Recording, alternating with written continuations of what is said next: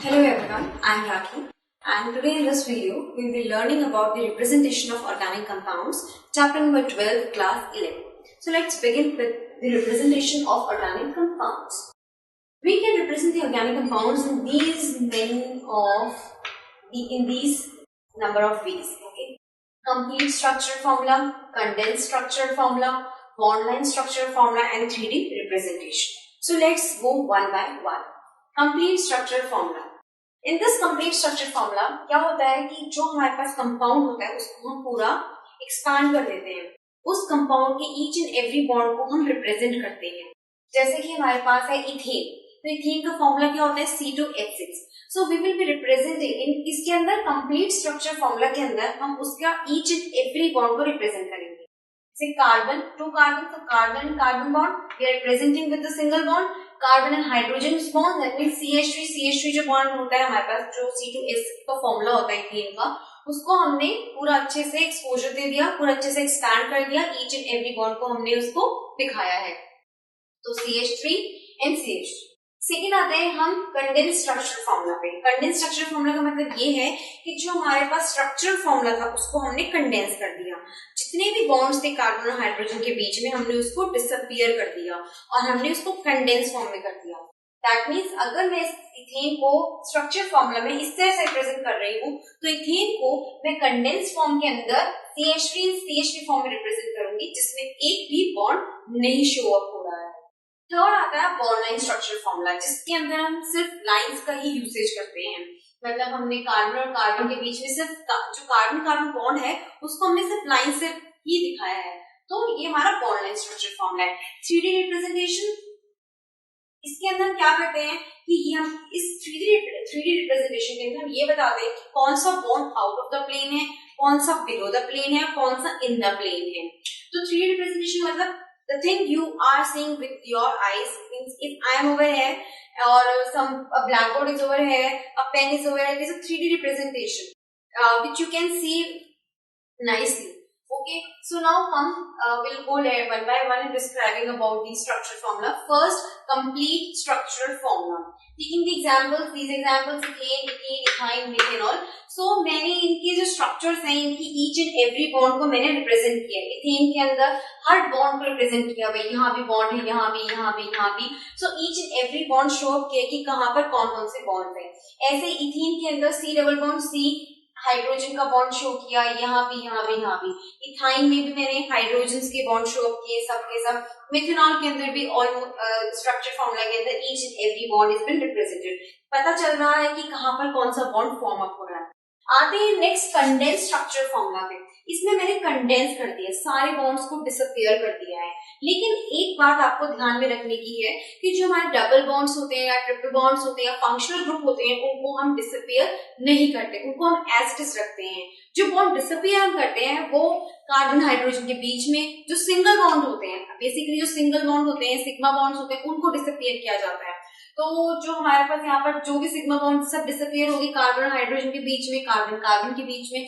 तो as you can see कि जो मेरा इथेन था, जो मैंने स्ट्रक्चर फॉर्मूला में इथेन दिखाया था उसको कंडेंस फॉर्म में मैंने CH3 दिखाया है. इथीन को मैंने जैसे C double bond C hydrogen के ईच एंड एवरी बॉन्ड को मैंने शो अप किया था, ऐसे ही मैंने यहाँ पर कंडेंस के अंदर इनको कंडेंस कर दिया, बॉन्ड्स को डिसअपियर कर दिया है. CH2 डबल बॉन्ड CH2 हो गया. इथाइन के अंदर भी I have shown each and every bond over here. मतलब जो मैंने स्ट्रक्चर के अंदर each and every bond को शो किया था वहां मैंने कंडेंस कर दिया. And the same is the case with methanol. अब आते हैं बॉन्ड लाइन स्ट्रक्चर फॉर्मूला की. आप सोच रहे हो कि हमें बॉन्ड लाइन स्ट्रक्चर फॉर्मूला की जरूरत क्या पड़ती है जब हमें स्ट्रक्चर आता है, ओके, हमें कंडेंस भी आता है, तो फिर बॉन्ड लाइन की क्या जरूरत पड़ती है. एक्चुअली क्या है कि बॉन्ड लाइन की जरूरत इसलिए पड़ी ऑर्गेनिक केमिस्ट्री में ताकि हम सिंप्लीफाई और कर सके अपने ऑर्गेनिक स्ट्रक्चर्स को. तो ऑर्गेनिक केमिस्ट्री ने सोचा कि we need to simplify all the structures, all the organic compound structures, ताकि बहुत हमें सिंप्लीफिकेशन मैनर में मिल जाए. तो इसमें जो कार्बन और हाइड्रोजन होते हैं बॉन्ड लाइन स्ट्रक्चर फॉर्मूला में, कार्बन और हाइड्रोजन को हम डिसअपियर करते हैं, उनको हम शो नहीं करते हैं. और कार्बन और कार्बन के बीच में जो बॉन्ड होता है उसको हम लाइन से दिखाते हैं, वो भी जिगजैग फैशन में. तो it is the rule of bond line structure formula कि जो कार्बन और हाइड्रोजन एटम्स होते हैं they are been disappeared and the bonds between carbon and carbon is shown by a zigzag like fashion. Fine. तो suppose जैसे हमारे पास यहाँ पर CH3 CH2 CH, this is methyl, इस Me को शॉर्ट फॉर्म में लिखा है, it is methyl only. CH3 है यहाँ पर, CH2 CH2 CH2 CH2 CH3, सो हमने बॉन्ड लाइन में दिखाया। तो ये हर एक जो डॉट यहाँ बनाई गई है वो किसको रिप्रेजेंट कर रही है? हर एक डॉट जो यहाँ पर लाइन में जिगजैग फैशन में है ये कार्बन को रिप्रेजेंट करती है। So how many number of carbons are there? 1 2 3 4 5 6 7 8, 1 2 3 4 5 6 7 8, 8 number of carbons. तो उन कार्बन्स को हमने किससे कर दिया? एक तो जिगजैग फैशन में दिखाया, ऊपर से जो डॉटेड है वो कार्बन है। अब 1 2 3 थर्ड कार्बन पे मेरे पास मिथाइल ग्रुप अटैच्ड है, तो 1 2 3 थर्ड पे मेरे पास एक मिथाइल ग्रुप अटैच्ड है, उसको भी मैंने किससे रिप्रेजेंट किया हुआ है? मैंने हाइड्रोजन नहीं किया, मैंने कार्बन नहीं यहाँ रिप्रेजेंट किया, मैंने ओनली कार्बन को ही यहाँ रिप्रेजेंट किया हुआ है। तो इस ऑर्गेनिक कंपाउंड को मैंने बॉन्ड लाइन स्ट्रक्चर फॉर्मूला में इस तरह से जिगजैग फैशन में प्रेजेंट किया है। ऐसे इसमें CH3 CHBr CH2 CH3, that means अगर मैं इसको थोड़ा सा एक्सपैंड करके लिखूं तो कैसे लिख सकती हूँ? CH3 देन अनदर CH3, नीचे यहाँ पर मेरे पास Br bromine, then CH2 and CH3। अब मैं इसको जिगजैग लाइक फैशन में ड्रॉ करूंगी तो कितने मेरे पास कार्बन है? 1 2 3 4, 4 carbon. So 1 carbon, 2 carbon, 3 carbon and 4 carbon. Second carbon पे मेरे पास ब्रोमीन है। तो मैंने पहले भी बताया था कि जो भी हमारे पास फंक्शनल ग्रुप्स होंगे including double and triple bond, उनको हम डिसअपियर नहीं करेंगे, वो एज इट इज लिखे जाएंगे। तो मेरे पास यहाँ जो ब्रोमीन मेरा फंक्शनल ग्रुप था उसको मैंने एज इट इज यहाँ पर लिख दिया है। So this is the bond line structure formula of this compound.